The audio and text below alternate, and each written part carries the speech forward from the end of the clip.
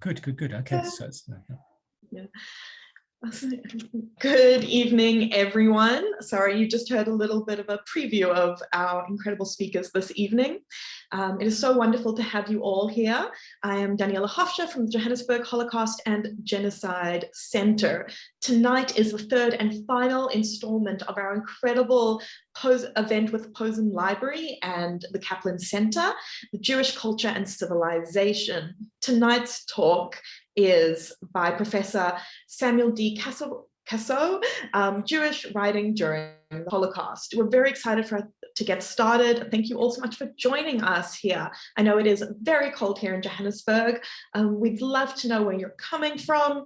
Are you having a wonderful youth day? If you are here from South Africa, how did you spend your youth day? For everyone else around the world, thank you for joining us again. This has been a beautiful series. We've learned an incredible amount, and it is such an honor to be working with the Posen Library and the Kaplan Center again.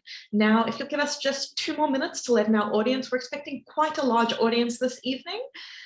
So if you would just bear with us for a few moments.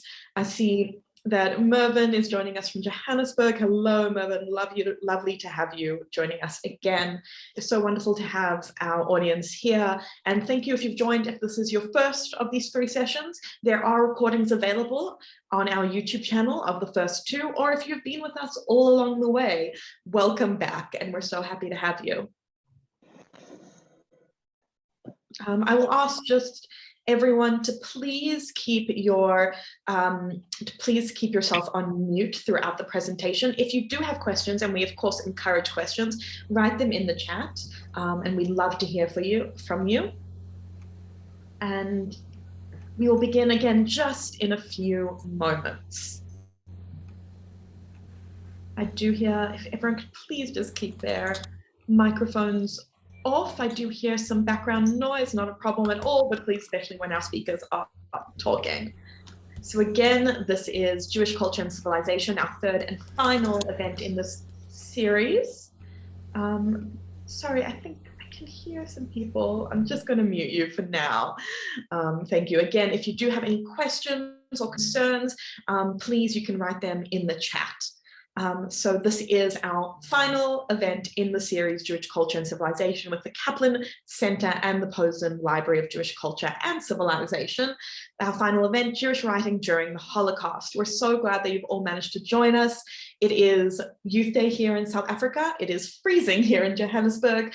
We'd love to hear from when you're all joining us from. We do have a large audience, but we will begin in just 1 minute. If you have not been with us for the other 2 events, we do have recordings available of them. If you have been with us this entire time, thank you, and welcome to the final event. Thank you for sticking with us. We know this has been a very insightful, interesting, and enriching program, and we're very sorry to see it end, but I have no doubt there will be more collaborations coming. So we'll just take 1 more moment, and then we will begin.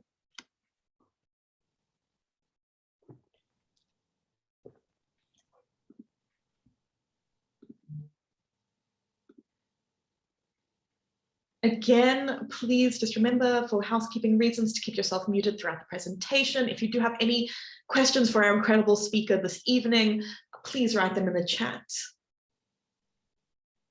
And the session is being recorded, so you're more than welcome to keep your video on if you're okay with having your beautiful faces shown to the public. But if you would prefer for them to be hidden, you are more than welcome to turn your camera off. So I think, as we let people in, I think we are going to begin the session. So again, hi, I am Daniela Hofscher from the Johannesburg Holocaust and Genocide Center. Welcome to the third and final installment in our series, Jewish Culture and Civilization, with the Kaplan Center and the Posen Library. Tonight's talk, Jewish Writing During the Holocaust. I would like to introduce first Adam Mendelsohn. He is the director of the Kaplan Center in UCT and an associate professor of history at the University of Cape Town. Adam, thank you so much for joining us through all of these sessions and for being a wonderful moderator and guiding force. Over to you. Thank you, Danny, and good evening, everyone, and welcome to the final session of our 3-part series, that highlights the extraordinary riches of the Posen Library of Jewish Culture and Civilization. As Danny has described, this series has been organized as a partnership between the Posen Library and the Kaplan Center for Jewish Studies at the University of Cape Town and the Johannesburg Holocaust and Genocide Center. Our first presenter in this series was Professor Deborah Dash-Moore, who spoke about the emergence of Holocaust consciousness in the decades after World War II. Last week, we heard from Professor Ken Moss, who spoke on Polish Jewish reckonings with danger and powerlessness in the 1930s. And tonight we are absolutely delighted that our presenter is Professor Samuel Kassow, who will speak about Jewish writing during the Holocaust. All three of our presenters are editors of volumes that appear in the Posen Library series. But what exactly is the Posen Library? This short video provides a taste of what it contains.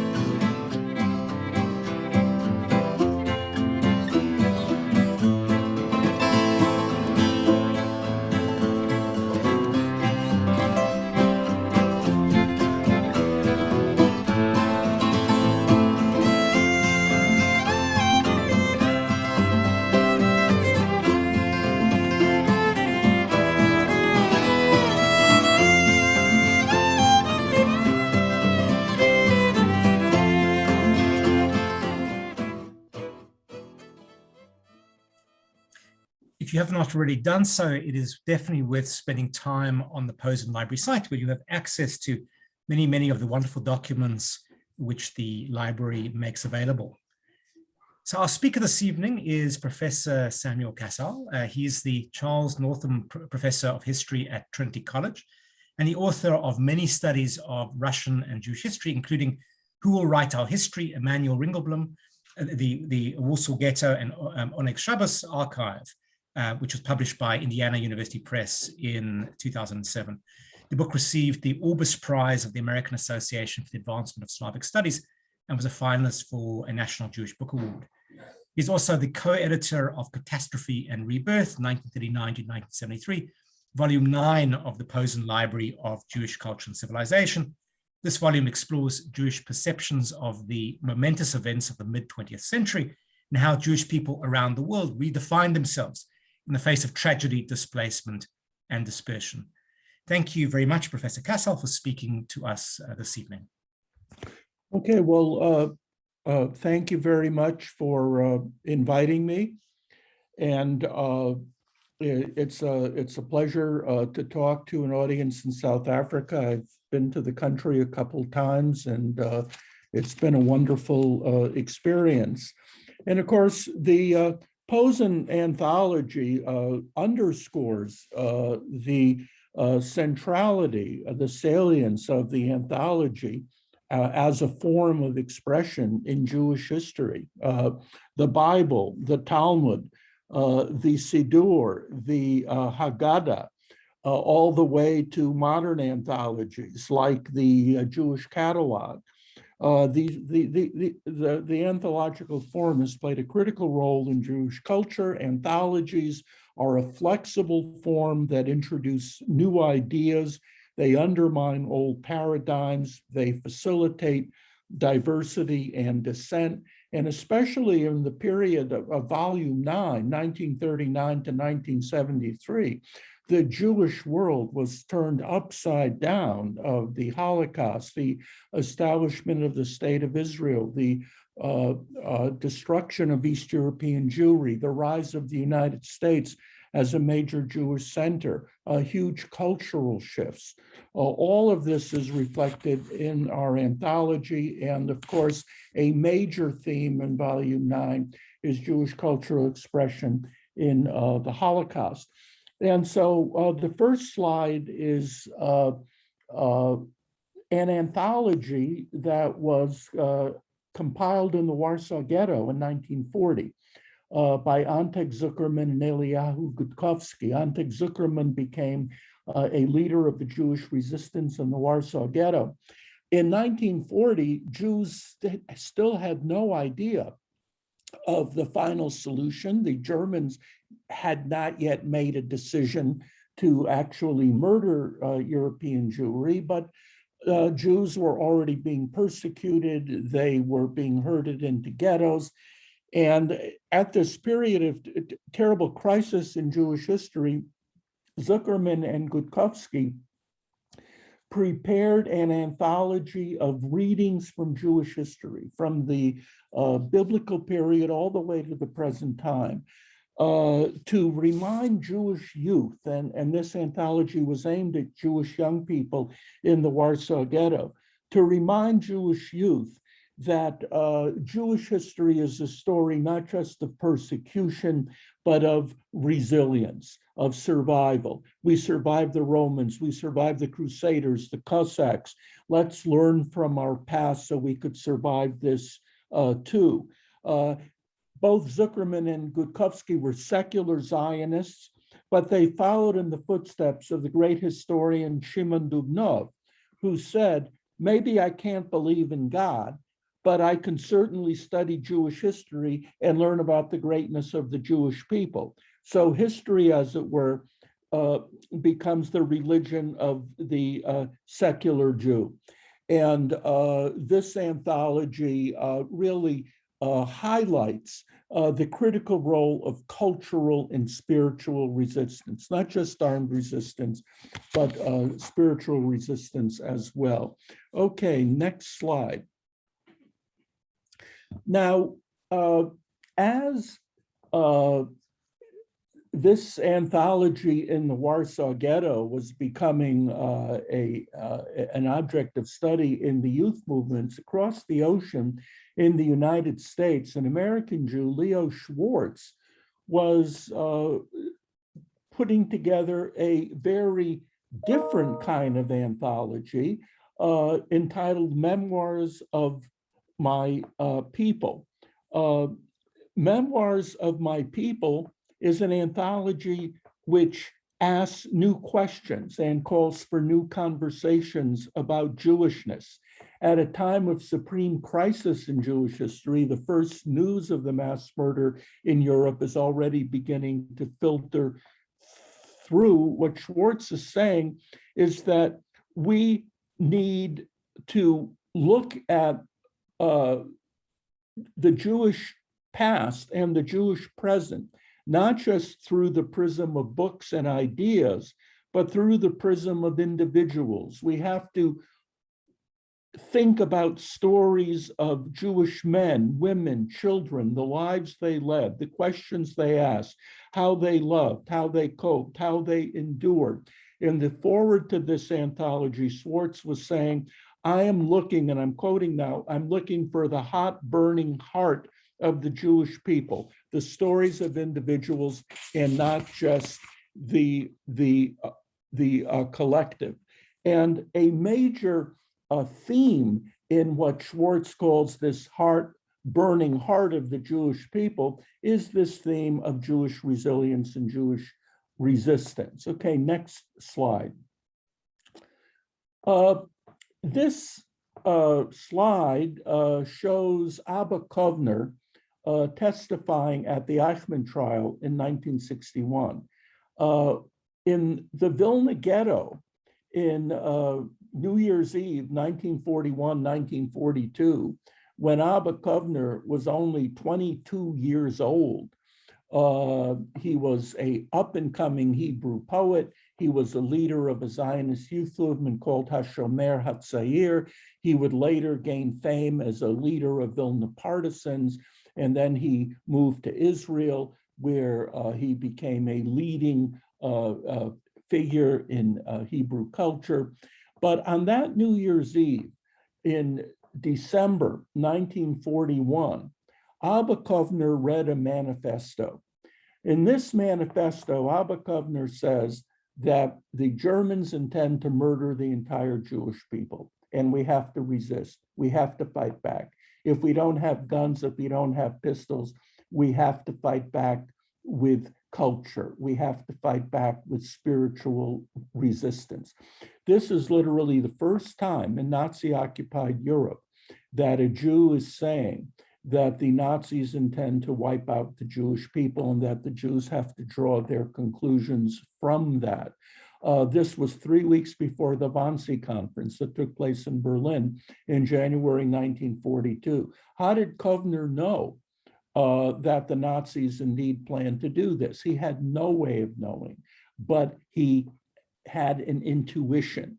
And he used his charisma, he used his gifts of expression to inspire his audience. And he writes, among other things, what can we do to defend ourselves? We're helpless. We have no possibilities of organizing any defense, but we must defend ourselves with all means. Moral defense is the command of the hour. Next slide. In Krakow, a young Jewish woman, Gusta Davidson Dranger, was sitting in a death cell in a German prison. And as she was awaiting execution, she wrote a journal on toilet paper, and that journal survived. And in that journal, Gusta Davidson Dranger talked about the key role played in the ghettos by the youth movements. Just as Abba Kovner was in a youth movement in the Vilna Ghetto, just as Ante Zuckerman was a leader of youth movement in the Warsaw Ghetto, Gusta Davidson and her husband were part of a youth movement in the Krakow Ghetto. And it was these youth movements, Zionist youth movements, Bundist youth movements, that functioned as the pillars of Jewish resistance. The one reason they were so important is because these young people trusted each other. They had formed these parallel families. They did not have the obligations of looking after their parents because their parents were already dead. They did not have children. And so they could think about coming together to fight back. And in this particular passage, Gusta is talking about what she called the Last Supper, a dinner of all the young people who came together for one last time before they dispersed to forests, to hideouts, to bunkers, and none of them survived the end of the war. Shortly after Gusta finished this journal, she was executed by the Germans. But in this document, she says in part, I feel that this is our last communal Kabbalat Shabbat, our last communal ushering in of the Sabbath. We will have to leave the ghetto. This week, we will start dismantling our cozy corner at number 15.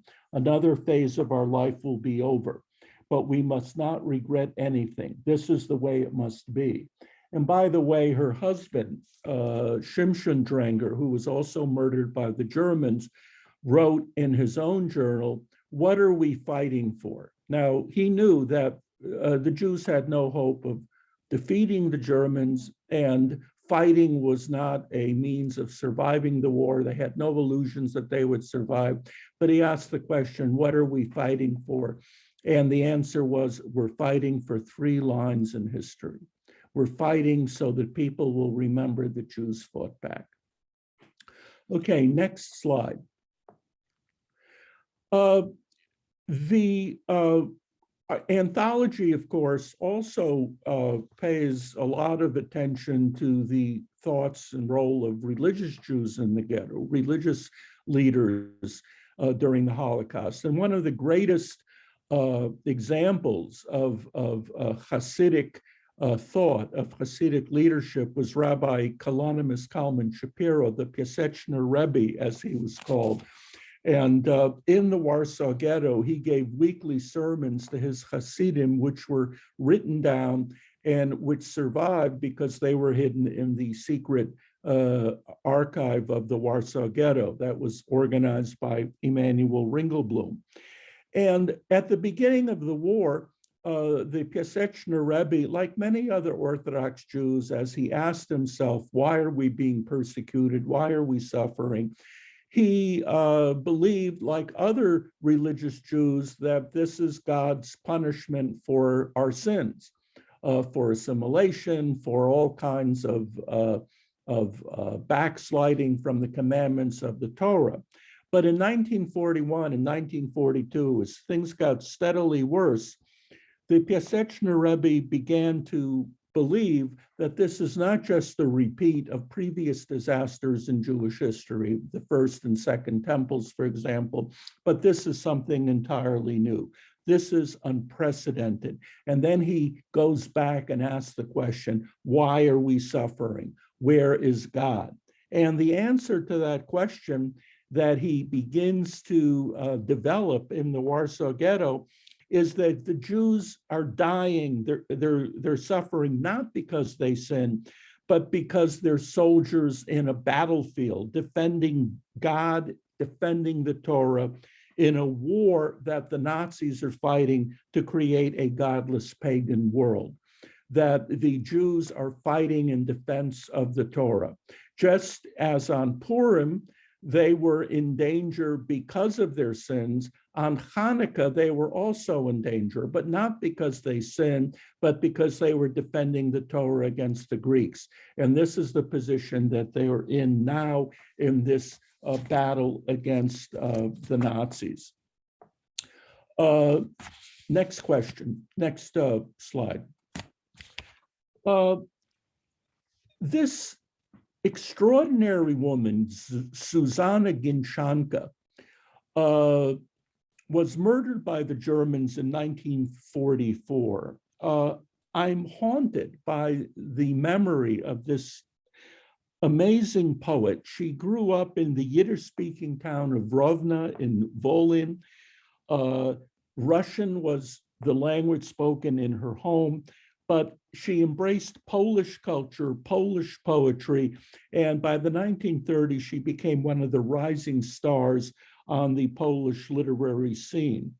But of course, as you can see from her picture, she looked very, very Jewish. And for a time, she was hidden by a Polish woman who hid her in exchange for money. And then when the money ran out, she turned Susanna Ginchanka over to the Germans. And Susanna Ginchanka wrote this amazing poem, Non Omnis Moriatur. It's a poem about the reason why so many Poles, including her landlady, turned Jews in, because they wanted their possessions. And in this poem, from beyond the grave, Susanna Ginchanka indicts this Polish woman who denounced her. And she says, among other things, so let your hands rummage through Jewish things, you Chomens right from Lvov. you mother of a Volksdeutscher. May these things be useful to you and yours. For dear ones, I leave no name, no song. After the war, this poem was used as evidence in a trial where this woman who denounced Ginchanka was brought to justice. Next slide. Now, Avram Sutzkever became one of the best-known poets, not just of the Holocaust, but then one of the great poets in the state of Israel, where he settled after the war. Sutzkever came from Vilna, the Jerusalem of Lithuania. Ginchanka wrote in Polish, Sutzkever wrote in Yiddish. Sutzkever faced death many, many times, but somehow he believed in the worst days of the ghetto that in the face of death, a beautiful poem, it has some lasting value, some lasting significance, that the Germans might kill a human being, but they can't kill a poem. When his little baby boy was murdered one day after his birth, Sutzkever wrote a poem. When his mother was murdered, Sutzkever wrote a poem. He later said, when the very sun became like ashes, I believed with perfect faith, as long as poetry does not abandon me, lead will not destroy me. As long as I live my life as a poet in the valley of the shadow of death, my sufferings will merit tikkun, they will merit redemption. And so in this anthology, we include some of the poetry of this amazing artist. Next slide. Now, in the ghettos, one of the most important forms of expression was song. And this is a song composed in the Vilna ghetto by Leah Rudnitsky, Stremlen Vogel auf die Zweigen. Birds are drowsing on the branches. And of all the forms of cultural expression in the ghettos, none was easier, none was more accessible than singing. You could sing anywhere, you could sing by yourself, you could sing with someone else. And in the constricted space of the ghetto, songs spread at warp speed. After the war, the Vilna poet and partisan Shmerka Kaczerginski wrote, in ordinary times, such songs would have taken a long time to gain popularity, but in the ghetto, we witnessed a wonderful process. Individual creations became folklore before our eyes. Every newly created song, which expressed the feelings and experiences of the masses, was at once taken up by everybody. The bloody events themselves were the creator of folklore, and songs spread not just within the ghettos, but within various ghettos and camps. Deportees from Vilna who arrived in the Riga ghetto or Stutthof interacted with Hungarian and Polish Jews who learned the songs that were composed in the Vilna ghetto. And one of the reasons why these ghetto songs had such emotional power was the contrast between lyrics and tune. Lyrics describing hunger, fear, mass murder, but they're set to tunes that come from pre-war lullabies, like Rozinkes mit Mandlin or Afen Pripyatchik, and the clash between those pre-war memories of home, of hearth, of stability, of love, conveyed by the tune, and the present reality of destruction conveyed by the words. These made these songs exceptionally powerful. Okay, next slide. Anne Frank, what has made us Jews different from all other people? Now, 1 million Jewish children were murdered by the Germans, and probably no one became better known or more famous than Anne Frank because of her diary, which was translated into 60 languages and sold 25 million copies. But for many years, the image of Anne Frank that came down to us was the image of a happy, optimistic young woman who, even in the face of danger, never lost her faith in mankind. Quote unquote, in spite of everything, people are really good at heart.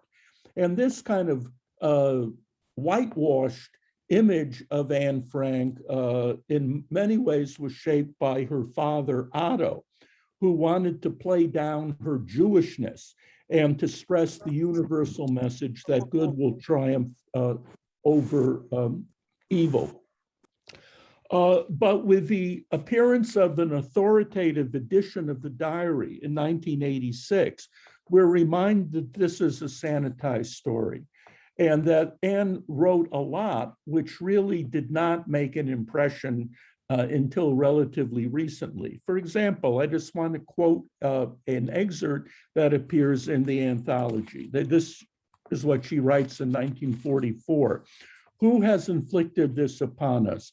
Who has made us Jews different from all other people? Who has allowed us to suffer so terribly up to now? It's God that's made us as we are, but it will be God too who will raise us up again. If we bear all this suffering, and if there are still Jews left, when it is over, then Jews, instead of being doomed, will be held up as an example. Who knows? It might even be our religion from which the world and all peoples learn good. And for that reason, and that reason only, do we suffer now. We can never become just Dutch or English. We will always remain Jews, but we want to too. God has never deserted our people. Right through the ages, there have been Jews. And I can go on, but you see this is a very different image of Anne Frank than what the world came to see in the 1950s. Okay, next slide. Gustava Jarecka met her death with her two young children in Treblinka in 1943. She was a stenographer in the Warsaw Judenrat, the Warsaw Jewish Council, but also a member of the secret archive of the Warsaw Ghetto. And Emanuel Ringelblum asked her to walk through the streets of the ghetto at the height of the roundups, when the Jewish police were rounding up 7,000 Jews a day for the cattle cars. He believed that her Judenrat employment pass would save her from being picked up. And he asked her to write down everything she saw. And she wrote this amazing essay. And she said, you know, we Jews were led to believe through our culture and education that the story of mankind is a story of progress, from savagery to barbarism to decency to humanity. How could we have known, as we watched the Germans murdering children on the street, that it's just the opposite? It's a story of regression. History regresses from decency to savagery. And then she writes, if this is in fact true, if the direction of history is a regression towards savagery, then I hope that my writings will be like a quote unquote, a stone under history's wheel, a stone under history's wheel. What does she mean by that? That even if she dies, and someday, if somebody discovers those writings, they'll read them and they'll say, oh my God, how can we have allowed this to happen? Let's make sure that such a disaster never takes place again. Shortly after Jarecka wrote this, as I said, she and her two children were taken to Treblinka, but the writings were buried in time capsules, you might say, that were hidden under the ruins of the Warsaw Ghetto, and that were discovered in two caches, one in 1946 and one in 1950. The example of the Ringelblum archive is one of the most successful examples of cultural resistance. The Germans thought they would win the war. They would decide how the Jews would be remembered. As one Jewish historian said just before he was murdered, what the world remembers about murdered peoples is usually what the killers choose to say about them. But Ringelblum said, no, even if we die, even if we don't live to see it, we will bury time capsules, and one day they will surface, and people will remember us on the basis of Jewish documents and not German documents. And Jarecka's essay is a major example of what you might call Ringelblum's posthumous victory. Next slide. Now, Itzik Pfeffer, in many ways, is not a very sympathetic character. He was a leading Yiddish poet in the Soviet Union. He was also an informant for the NKVD. He informed on his fellow Yiddish writers and poets, but that didn't save him from sharing their fate when Stalin murdered him and many other writers and poets and Jewish leaders the night of August 12, 1952. But during World War II, when the Soviet Union had its back against the wall and desperately needed all the support it could get, it reached out to Jews around the world. It allowed expressions of Jewish nationalism and Jewish pride. It sent Pfeffer and the great Yiddish actor Shimon Michaels to the United States in 1943 to propagandize the Soviet cause. And here you see Pfeffer and Michaels meeting Albert Einstein in the United States. And as part of this opening to Jewishness and Jewish nationalism, Pfeffer was allowed to write a poem called I Am a Jew, radiating Jewish pride. The zeal of the Maccabean heroes still seethes in my rebel blood. From all pyres, I have announced I am a Jew. I am a Jew who's drunk from Stalin's magic cup of joy, blah, blah, blah. Now, when Pfeffer was arrested in 1949, even though he'd been an informer, he had been badly beaten up and badly tortured. And meanwhile, the great African-American singer Paul Robeson, who was a communist sympathizer, came to Russia to give a concert, and he wanted to see his old friend Pfeffer. And the secret police said that Pfeffer will be glad to meet him, but he needs a few weeks because he's on vacation. They spent those few weeks giving him food, making him look better, fattening him up, getting rid of some of the bruises. And then he met Robeson in a hotel room, and he told Robeson, of course, there were microphones in the room, that he was feeling great, everything was fine, but at the same time, he made eye signals to show Robeson that he was in great danger. And as I said, he was shot in 1952. Okay, next slide. Bidrish Frita was a Jewish artist in the Theresienstadt ghetto, and he was murdered by the SS in 1944. The Theresienstadt ghetto is remembered for its amazing cultural life, but we should not get too carried away. In between the concerts and the plays, 34,000 Jews died of starvation and disease, and 87,000 were deported to the death camps. But Theresienstadt served a dual purpose. On the one hand, it was a transit point for Jews on their way to the death camps, but it was also meant by the Nazis to be a propaganda showcase, a convenient location for famous Jews who enjoyed special protection. So the Nazis would invite international commissions like the Red Cross to visit Theresienstadt. They also made a movie about how happy the Jews were in Theresienstadt, using the famous German director Kurt Geron, who some of you might remember from The Blue Angel. Bidrich Fritte was part of a group of artists that the Nazis ordered to make facades for these propaganda purposes. But these artists covertly and secretly began to draw pictures of the real suffering of the Jews of Theresienstadt. The SS got a hold of these pictures, they arrested him, they tortured him, and he was murdered in 1944. But this is a reminder of the way that artists were able to resist Nazi oppression. And some of these paintings, as you can see, survive. Okay, next slide. Charlotta Salomon was a German Jewish woman. She came from a very cultured upper middle class family in Berlin. She attended art school. She was murdered in 1943 in Auschwitz. She went to the gas chamber immediately after arrival. But before she was arrested by the Germans, she found herself in the south of France. And in the face of constant danger, she created a masterpiece, which was called Gouache from Leben.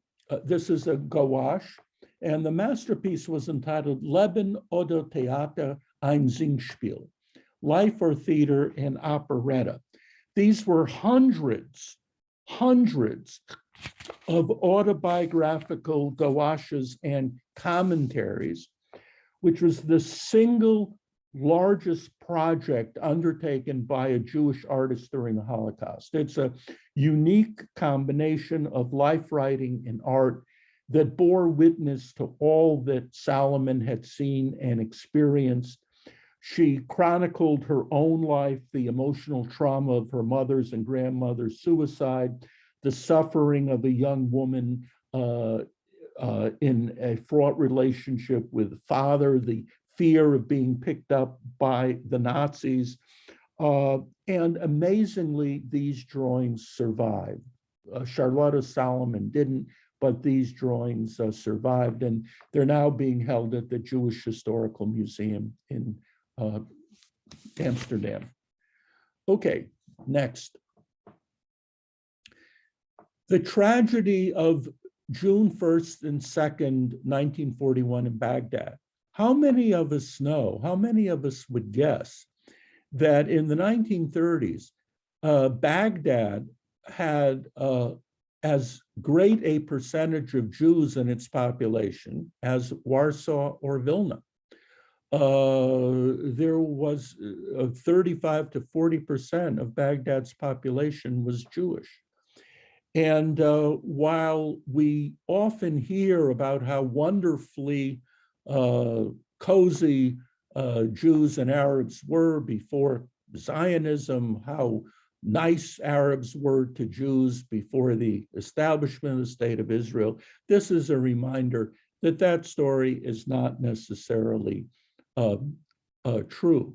On June 1st and 2nd, a terrible pogrom broke out in Baghdad, where 180 Jews were killed, 600 were injured, many women were raped, 1,500 homes and stores were looted.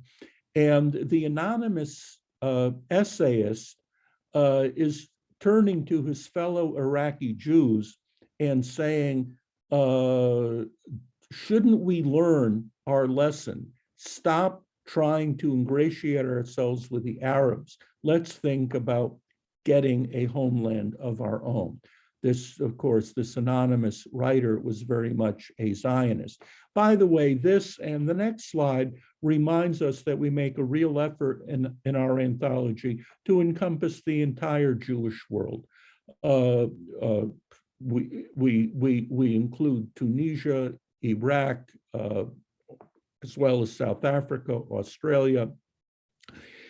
This next slide is by Paul Guezz, who was a member of the Jewish Council that was established in Tunisia in 1943. In 1943, the Germans invaded and occupied Tunisia, and they subjected the Tunisian Jews to terrible persecution.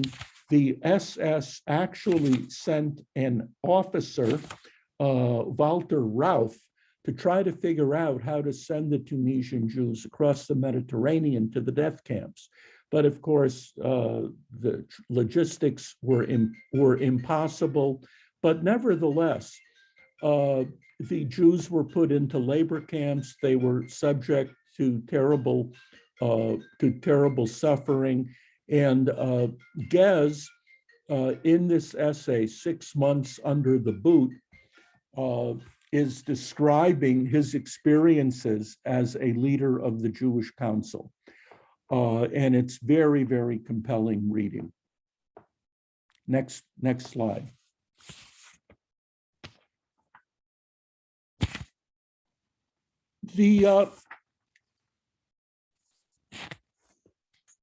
One of the aims that we set ourselves in the Posen anthology was to highlight an important genre of Jewish expression called life writing, memoirs, autobiographies. In a period of such destruction, in a period where so many Jewish communities were uprooted, it was life writing and reportage that conveyed the immediacy of individual experiences, the myriad way that Jews as individuals understood and acted out their Jewish identity. And one example is the autobiography of Pua Rakowski, who wrote My Life as a Radical Jewish Woman in 1942. She was already in Palestine, but she was writing about her tumultuous youth. She was one of those East European Jewish women who was a rebel. She was a tough, no-nonsense, courageous feminist. She was forced by her religious parents to marry a man she didn't love. After giving birth to 2 children, she left her husband. She struck out on her own. She devoted her life to fight for the rights of Jewish women, to establish schools so that Jewish women could get a decent education. And after she arrived in Palestine, she also began to call out the hypocrisy of the Zionist movement, which paid lip service to women's rights, but all too often, most of the time, power was in the hands of men, while the women were expected to prepare the hummus and tahina and keep the pitas warm, but were denied any meaningful place at the table. And so these are very interesting memoirs. They're written in Yiddish, and they're a very important part of our anthology. Okay, next. In 1942, at the height of the Holocaust, a Hebrew writer named Chaim Hazaz writes a brilliant short story called The Sermon. And as desperate Jews are yearning more than ever for a Jewish state after the war, Hazaz is asking some tough but necessary questions, the same questions he's going to ask David Ben-Gurion a few years later. And he asked Ben-Gurion, what good will a Jewish state be if we forget the diaspora, if we forget the traditions we developed over 2,000 years? There's a danger that we have a state, but we cease to become a nation. And Hazaz was very worried that Ben-Gurion was dismissing 2,000 years of diaspora history and celebrating the new Jew, tough, proud, and self-reliant. And Hazaz was saying, it's not just the new Jew and the Sabra, it's the Talmud, it's Yiddish, it's the traditions that we developed in the diaspora, which we cannot forget. And in this short story, Hazaz's character, Yutke, is asking a nagging question. What if this country is fated to take the place of religion? If it's a grave danger to the survival of the people? if it replaces an enduring center with a transient center, a solid foundation with a vain and empty foundation, and so on and so forth. So these were very, very important questions. I'm going to have to stop here. There are a few slides I can't get to which deal with American Jewry. Suffice it to say that in the immediate aftermath of the Holocaust, with the destruction of European Jewry, there were many intellectuals and Jewish leaders who were in despair. What will take the place of the great Jewish centers of Europe? American Jewry is not qualified to do this. It lacks the spiritual depth. But in the anthology, we have examples of how American Jewish thinkers, Horace Callan, Salo Baron, Elliot Cohn, are stepping up and saying, no, American Jewry can assume the leadership of the Jewish people. And this would have been the next few slides that I would have shown, but unfortunately, we've run out of time. So I thank you very much for your attention. Thank you very much, Professor Kassow, for that rich presentation, giving us a real sense of the wonders contained within the anthology that you edited. And I know you have to leave now, so we won't have time for questions, but I think this we will happily have you back, hopefully sometime soon, to speak about this anthology, but also about many of the other topics that you have worked on. So thank you so much on our behalf, and thank you also to everyone who's participated in our series. It's been a wonderful opportunity for us to get a sense of the Posen Library and to hear from wonderful speakers, including Professor Kassow. So thank you so much to everyone.